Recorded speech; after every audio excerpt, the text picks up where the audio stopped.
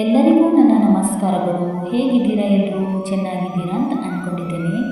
ಈ ಒಂದು ವಿಡಿಯೋದಲ್ಲಿ ಇವತ್ತು ನಾವು ಉತ್ಪತ್ತಿ ಏಕಾದಶಿಯ ಬಗ್ಗೆ ತಿಳಿದುಕೊಳ್ಳೋಣ. ಯಾವಾಗ ಇದೆ ಉತ್ಪತ್ತಿ ಏಕಾದಶಿ, ವ್ರತಕಥೆ ಏನು ಎನ್ನುವ ಇತ್ಯಾದಿ ವಿಷಯಗಳನ್ನು ತಿಳಿದುಕೊಳ್ಳೋಣ. ಹಾಗೆ ಇನ್ನು ನಮ್ಮ ಚಾನಲ್ಗೆ ಯಾರೆಲ್ಲ ಹೊಸಬರಾಗಿದ್ದರೆ ಸಬ್ಸ್ಕ್ರೈಬ್ ಆಗಿಲ್ಲ ಅಂದರೆ ದಯವಿಟ್ಟು ಸಬ್ಸ್ಕ್ರೈಬ್ ಆಗಿ. ಹಾಗೆ ಉತ್ಪತ್ತಿ ಏಕಾದಶಿಯ ವ್ರತಕಥೆಯನ್ನು ಪ್ರತಿಯೊಬ್ಬರೂ ಕೂಡ ಕೇಳಲೇಬೇಕು. ಈ ಒಂದು ವ್ರತಕಥೆಯನ್ನು ಈ ವಿಡಿಯೋದಲ್ಲಿ ತಿಳಿಯೋಣ.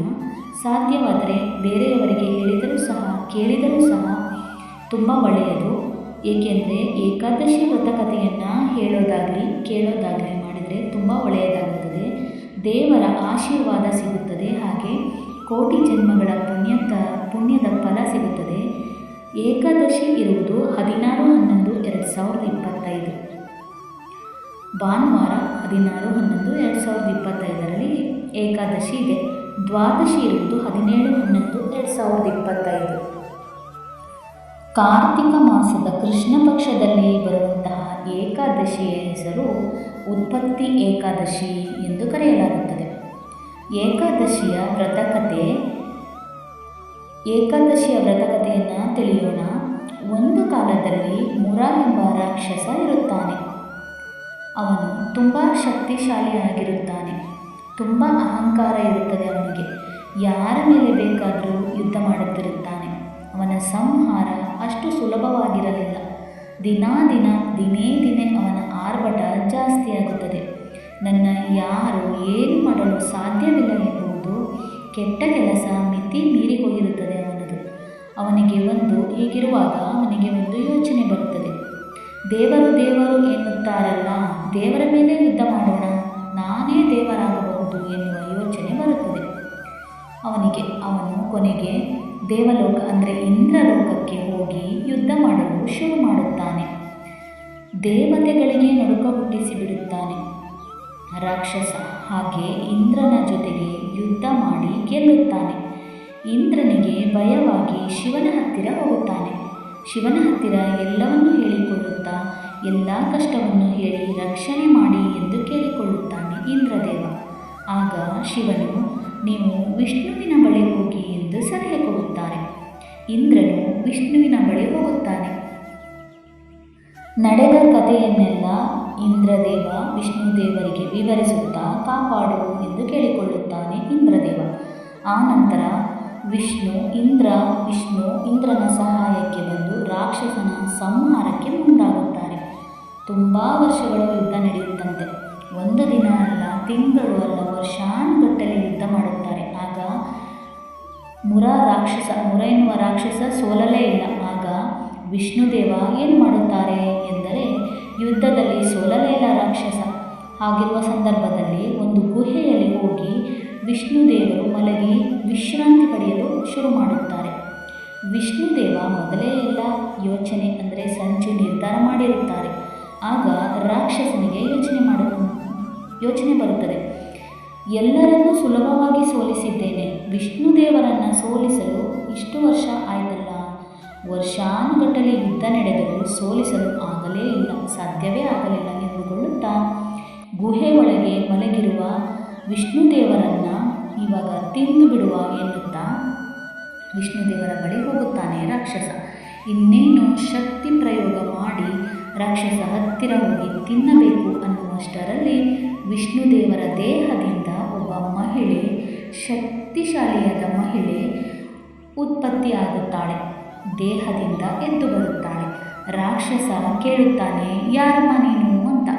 ನಾನು ನಿನ್ನ ಸಂಹಾರಕ್ಕೆ ಬಂದಿರುವವಳು ಎಂದು ಹೇಳುತ್ತಾಳೆ. ಅವನು ನಗುವುದಕ್ಕೆ ಶುರು ಮಾಡುತ್ತಾನೆ.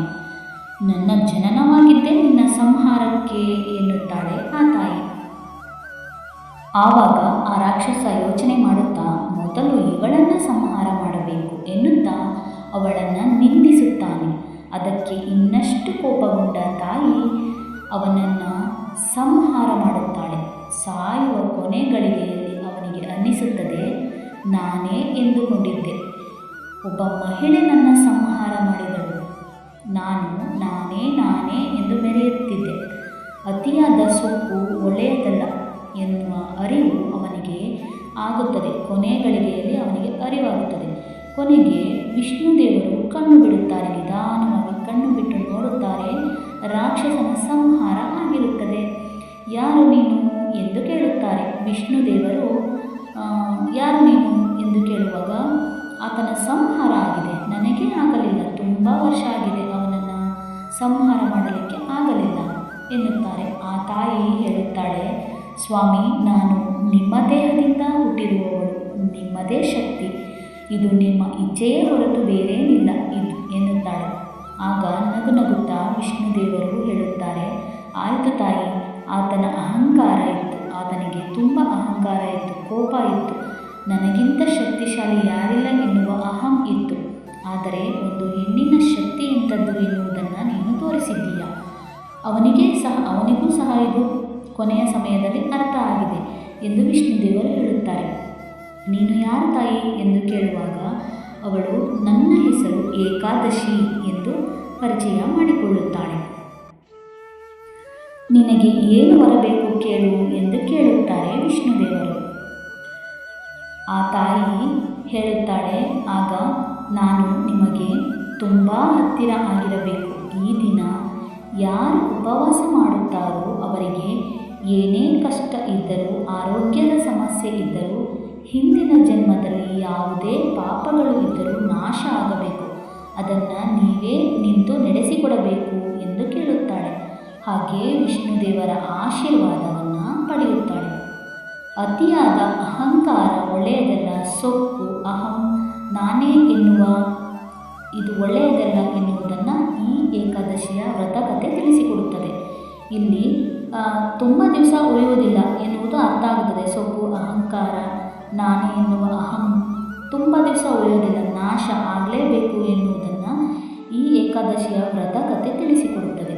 ಹಾಗೆ ಏಕಾದಶಿಯನ್ನು ಹೇಗೆ ಮಾಡಬೇಕು ಎಂದು ತಿಳಿಯೋಣ. ಆರೋಗ್ಯ ಸಮಸ್ಯೆ ಇದ್ದವರು ಮನಸ್ಸಿನಲ್ಲೇ ಪೂಜಿಸಿದರೆ ಸಾಕಾಗುತ್ತದೆ.